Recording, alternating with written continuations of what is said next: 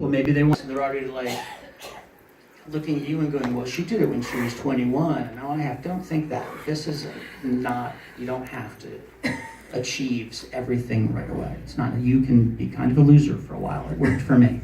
Loser? No, you got to go to Lord of the Rings. That's like up here for me. I wore a skirt. Okay. Okay, anyone else have a question? Yes, back there. Kyle's a radio host from SiriusXM. Thank you. Drive Time with Kyle Anderson. That's not the name of the show. I appreciate the half-assed plug. Love songs. Jeff, I'm curious because you are also a famous music journalist, but I'm curious about Alex as well. Do you guys listen to music as you write, and do you ever draw upon the world of music to develop character? Well, here's something that I'll tell since it fell apart. When the first book came out, don't tweet this, please. And none of you are on Twitter. Don't Snapchat it. Shawn Mendes, you know that singer? Okay, so he apparently read it and left it and wanted to play X. Just him? I've never heard of him. Are you kidding? Yes, I'm kidding. At the time, I had not heard him, and I was like, who is this young Canadian? I'll look him up on Instagram, and he has like 30 million followers. I'm like, he'll be fine. Anyway, he was on tour, and it eventually fell apart like most things do. So, but I was thinking like, I was thinking for the second book, should I write a scene where he's sings something? And like, maybe he needs to be a little shorter. I don't know. I forget what the question was. How does music? Oh, music. I can't listen to music when I write. I just can't. Do you? Yeah, I can't write without music. What do you listen to? Total opposite. I know. It's going to be a great co-author book. So The Darkest Minds features a lot of classic rock in the book. Classic rock is not in the movie. I'm not bitter about it though. Not at all. But I didn't make a comment to the director and the producer about it after I screened it. So young, classic rock to you is like Nirvana, Pearl Jam? Or No, full on classic rock, like Led Zeppelin, the Rolling Stones. Okay. The songs of your childhood. I remember being in kindergarten and rocking that to it. It is. It's not even funny. She tells she's being accurate.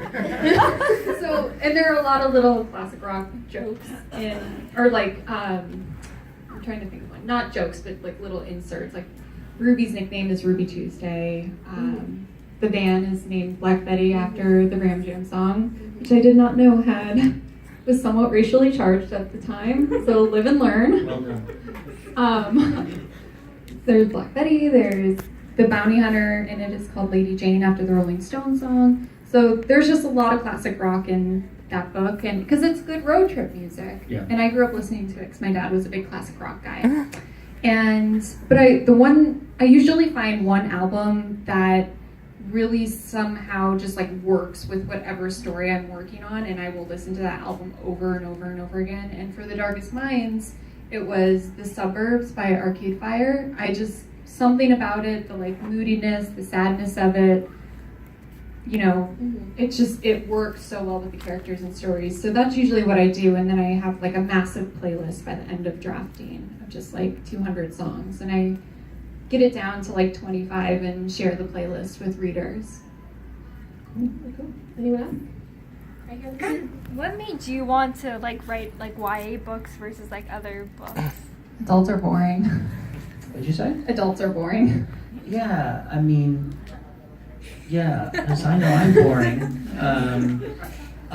When I thought of the story, it was one of those things where the first scene came in my head, and once I started to think about who the people were, it just made perfect sense. But I also think, at this point everybody knows that people of all ages read YA, and that I forget if it was John Green or whoever said a YA novel is like a novel that people actually read, and the readership is so amazing and reads 20 times more books than I read, and at a time when that generation is supposedly just on, Snapchat. And so I keep mentioning Snapchat, it's the only one I've heard of.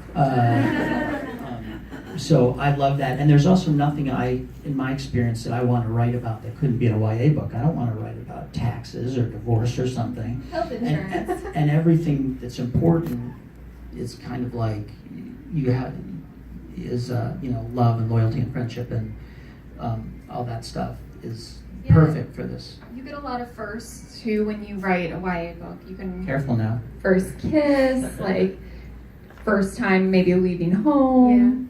You know what else? Like that type of thing. I think it's just a time in all of our lives where we undergo like a really big change and we're figuring out who we want to be and what we want to do with our lives, and it's always interesting to write about.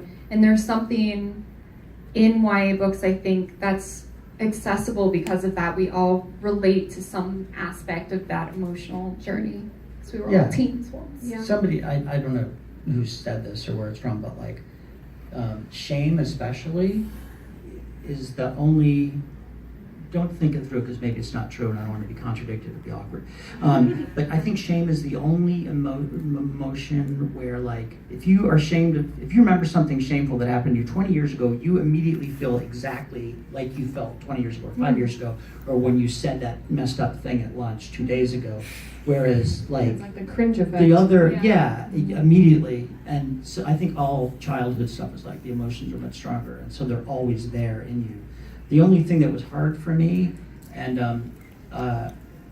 there's kissy stuff in this book, but and there's stuff that I think is really romantic, mostly around the guy bringing the girl food.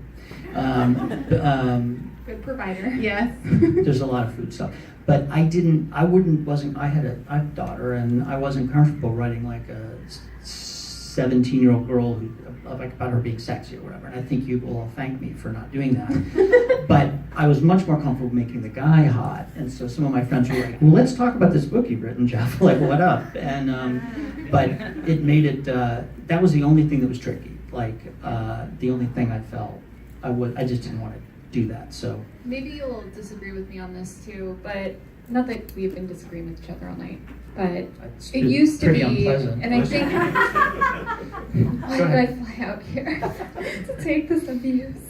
It used to be, back when YA was really first taking off, kind of in that Twilight era, and the bookshelves in stores like Barnes and Noble were just overflowing with new series. YA was really where you could go to write something that blended genres. In the adult world, the genre fiction, I think it's very true. I think it's like a little less this way now. It was very almost regimented compared to what you could do in YA. Like, you weren't necessarily restricted. You could blend fantasy with sci-fi, you could blend fantasy with contemporary, you could take it in many different directions, and it wouldn't be an issue of like, where do we shelve it? So I think a lot of YA authors, myself included, maybe you, delight in kind of having like free reign, not having to really consider genre and staying within boundaries. And the writers are so, there's almost nothing, like I said, you can't do in YA. My friend Carrie Kletter, who's here, wrote a book called The First Time She Drowned, which is like one of the most beautifully written things I've ever read, and it happens to be YA. My friend Kathleen Glasgow wrote a book called Girl in Pieces, which is one of the most upsetting, raw things I've ever read. I never would have known it was YA. And there's an author I love named A.S. King who writes kind of the weirdest, most surreal things I've ever read, and it's all just YA. And as more and more people write, there's just, there's no need, unless you really want to write about taxes or divorce, you don't have to write adult stuff to do it. It's also a great community, not just the readers, but the authors are super nice to each other, and like, Alex came out here to do this for me. Oh. You know what I mean? And she didn't need to do that. Yes, I don't hate you. She regrets it, I promise. But she did it, and that's awesome. And like, that's just one example. And yeah, she's special. Not everybody's like her, but that's not that kind of community I don't think exists. And adult, I'm just, there's. No, I love that you guys are all friends because it's so wonderful to see, like, all the support on Twitter, and I love it. Okay, so I think we have time for like one or two more questions. Yes, in the back. Was there anything you ever wrote that you always had to keep putting away because ideas never came to you? You want to take that one first? Hi. Will it embarrass you if I introduce you to everybody? This is Lydia. Lydia plays young Ruby in the Darkest Minds movie. Oh my gosh. made my life to see you back there. I've already forgotten your question because I was so excited. Did you ever write anything that you kept putting it away because? Yeah. Right.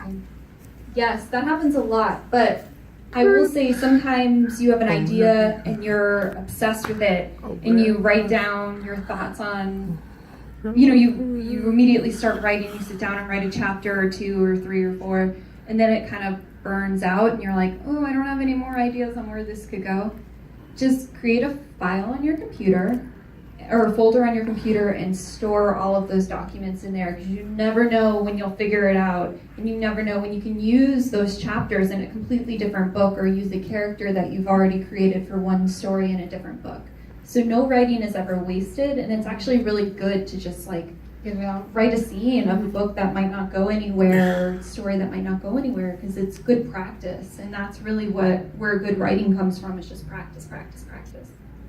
Yeah, I have a 5,000-page biography of Emily Blunt, and I don't know, I don't know that it'll be published, but it's there for me. I think especially when you're young, well, no, always. It's just really hard. It takes forever to find something that you can keep going, and I think it helps to outline the stuff and just say, like, here are the big 5 things that are going to happen, so that it gives you like a train track to be on, so that you can keep going. But it's hard. I mean, I think all of us have tried to write books a million times and not done it. That was a good question. Thank you. Thank you for being here. Yeah, that was really special. Okay. I would like you to be in the movie when my book is made. And Emily Blunt. You know her. Let Jeff know. So we have one more question. Any more? Okay. Well, thank you all so much for Thank you, being guys. here.